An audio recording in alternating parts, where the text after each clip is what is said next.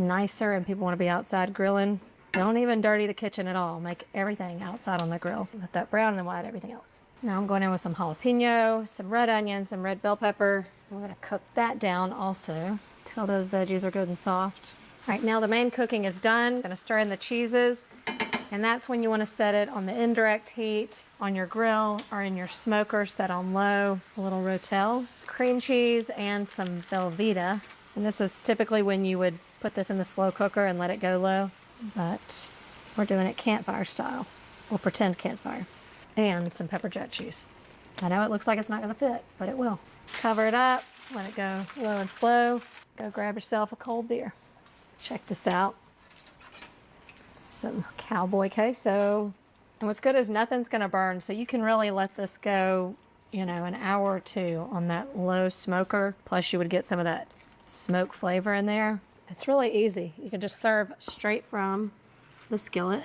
The best part about serving out of the cast iron skillet is that it holds its heat for a long time. So a hot dip is perfect, no crock pot required, because it's gonna stay warm and melty for a while. I mean, to me, this is dinner. And like I said, no need to dirty up the kitchen for anything. You can make your appetizers, your main entree, and even your dessert in a cast iron skillet. We'll get to that one in a little bit.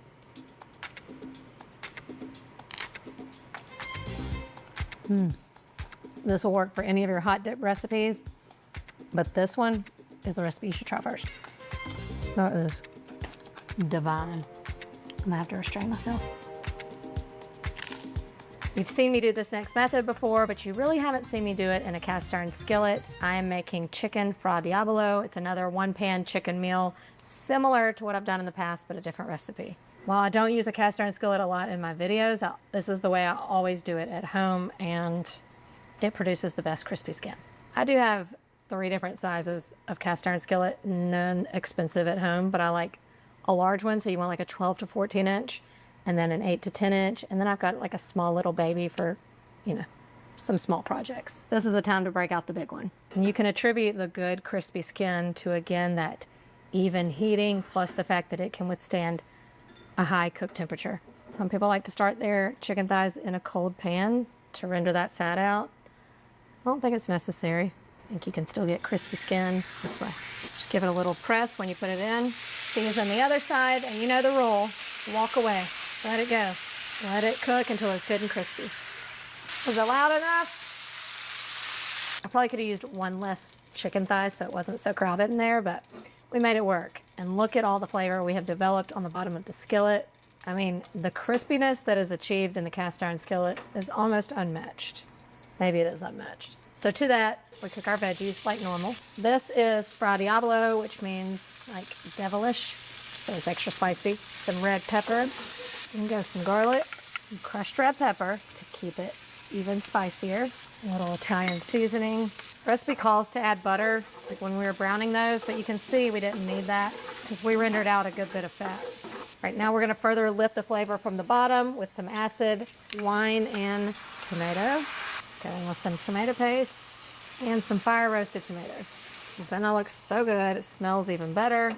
Now I'm gonna put the chicken back in along with any juices that have accumulated, and I'm gonna keep the skin exposed to keep it good and crispy. Just like I mentioned before, a benefit to cooking in the cast iron skillet is you can go straight from the stove to the oven. So these are gonna finish cooking in the oven. It's just easy. Have I convinced you to pull out your cast iron skillet yet? This is heavenly. This is your restaurant meal. Our skin is still good and crispy, but that meat under there is gonna be so tender. Finish it with some fresh basil, a little more crushed red pepper to make it spicy like the devil. Can you smell it? Other than that beautiful crispy chicken, the sauce is the star of the show. So I'm gonna serve this with pasta because you want something to soak up that goodness. You could just serve this with crusty bread if you want. I like to take my little pasta for a little swim in the sauce first. Beautiful chicken thigh and the sauce. If you spoon the sauce over at the last minute, you won't lose so much crispiness on your chicken. And then a final touch, a little grated parm. See, you can get a restaurant quality meal in that cast iron skillet, easy as pie. And then you can really cut that with a fork. That is so tender.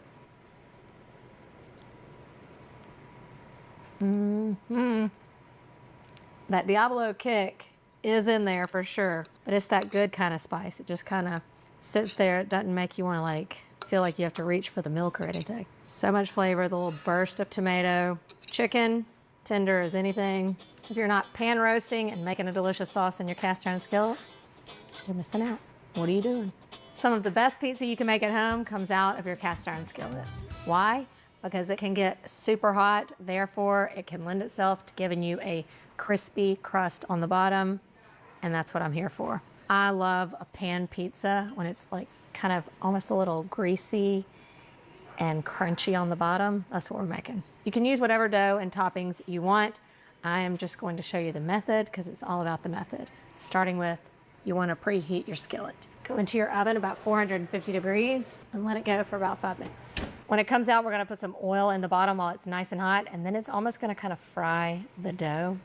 That's how you get that crispiness. You can use any kind of store-bought dough or from your favorite pizza place, or you can use the recipe I have for a perfect pan pizza. It's so good, it just requires a little time because you have to let it go overnight. Hot, and you kind of want to act a little bit fast just so you can get it in there and get it crispy. A little bit of oil down, enough to kind of coat the surface though. And then carefully down with your pizza dough. Make sure you stretch it out as far as you can to the edges without touching the pan, obviously. And then to keep this crust good and crispy, I like to put a little